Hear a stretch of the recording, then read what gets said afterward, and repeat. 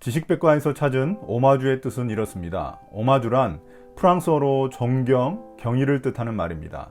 영화에서는 보통 후배 영화인이 선배 영화인의 기술적 재능이나 그 업적에 대한 공덕을 칭찬하여 기리면서 감명 깊은 주요 대사나 장면을 본떠 표현하는 행위를 가리킵니다. 오늘 등장하는 요시아는 분명 누군가의 오마주처럼 보입니다. 과연 누구일까요? 오늘 본문은 역대하 35장 1절부터 19절입니다. 묵상 제목은 오마주입니다. 오늘 본문의 주요 내용인 유월절에 대한 사항을 열왕기하 23장은 단 3줄만 다루고 있습니다. 그런데 역대기 저자가 유월절에 이렇게 많은 공간을 할애한 것은 뚜렷하게 자신의 의도를 드러낸 것입니다. 역대기는 분명하게 온 이스라엘에게 가장 중요한 것은 예배 공동체임을 강조하고 있습니다. 그렇다면 예배 공동체임을 강조하는 이유가 무엇일까요? 1절부터 6절은 요시아가 통치 18년째 되던 해에 유월절을 준비하는 장면입니다. 통치 18년이면 그의 나이 26살 때입니다. 앞서 성전 수리와 율법서 발견, 유월절까지 모두 그 해에 일어난 일임을 의미합니다.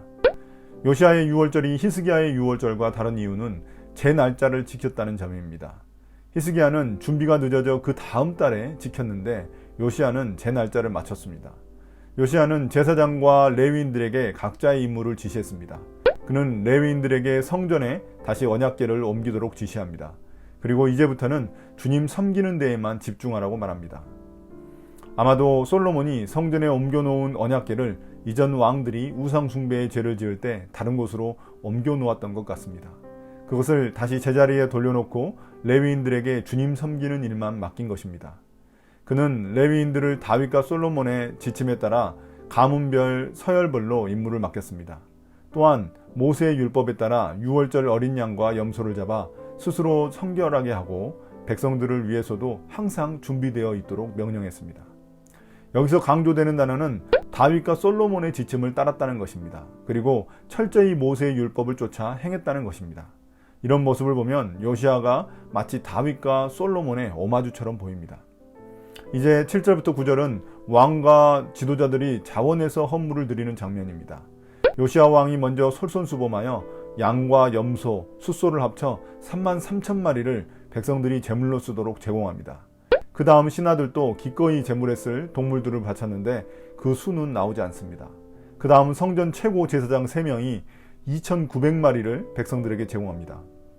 그 다음 레위 지도자들 6명이 5,500마리를 백성들에게 제공합니다.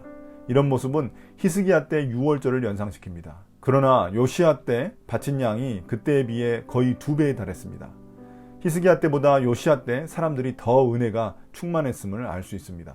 또한 이는 유월절 기간에 수많은 사람들이 각지에서 몰려오기 때문에 그들의 사정을 배려한 지도자층이 자발적 헌신의 모습을 보인 것입니다. 10절부터 16절은 유월절 희생제사가 진행되는 장면을 보여줍니다. 유월절 제사 준비를 마치고 제사장과 레위인들이 왕이 명령한 대로 제 위치에 섭니다. 그 후 레위인들이 양과 염소를 잡아 가죽을 벗기고 피는 제사장에게 넘깁니다. 제사장들은 그 피를 받아 제단에 뿌립니다. 그 다음 레위인들은 번제물로 바칠 짐승을 백성들에게 가문별로 나눠줍니다. 그러면 백성들이 그것을 제사장에게 가져와 번제를 드렸습니다. 이제 레위인들은 유월절 어린 양을 잡아 불에 굽고 다른 제물들은 솥과 가마, 냄비에 삶아 모든 백성들에게 빠르게 나눠줍니다. 이 빠르게 나눠주는 이유는 이집트에서 유월절 당시 긴박했던 상황을 재현하고 있는 것입니다.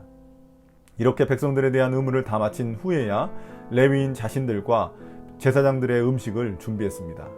이에 대해 역대기 저자는 제사장들이 자기 맡은 역할을 하느라 밤까지 너무 바빴기 때문이라고 덧붙입니다. 이 부분을 읽으면서 제가 예전 교회에서 새벽 5시에 출근해서 밤 12시 넘어서까지 신방했던 기억이 떠올랐습니다. 이제 찬양되었던 아삽 자손들도 있었는데 그들은 다윗, 아삽, 헤만, 여두둔의 규례에 따라 자기의 위치에서 임무를 충실히 수행했습니다. 문지기들도 각자의 근무 장소에서 자리를 지켰습니다. 그들의 몫은 친족 레위인들이 따로 준비해 주었기 때문에 자리를 이탈할 이유가 없었습니다. 16절에서 역대기 저자는 이 모든 것이 요시아 왕이 명령한 대로 지도자들이 순종하며 잘 따라줬기 때문이라고 말합니다. 그렇게 유월절을 지킨 백성들은 다시 7일 동안 무교절을 지켰습니다. 18절, 19절은 유월절에 대한 역대기 저자의 평가입니다. 역대기 저자는 이스라엘이 사사시대였던 예언자 사무엘 이후 이처럼 성대한 유월절을 지킨 예가 없었다고 말합니다. 그럼 히스기야도 유월절을 시행했었는데 요시야의 유월절이 이토록 특별했던 이유는 무엇이었을까요? 첫째, 유월절이 잘 준비되었다는 점입니다. 히스기야 때는 잘 준비되지 않아서 예외적인 일들이 많았습니다. 사람들이 많이 모이지 않아 날짜도 바꿔야 했고 제사장들 중에서도 자신의 죄를 부끄러워하는 사람들이 있었습니다. 또한 북이스라엘 사람들이 정결법을 잘 몰라 문제가 되기도 했습니다. 그런데 요시야의 유월절에서는 그런 일이 하나도 없었습니다. 예배가 철저히 준비되었기 때문입니다.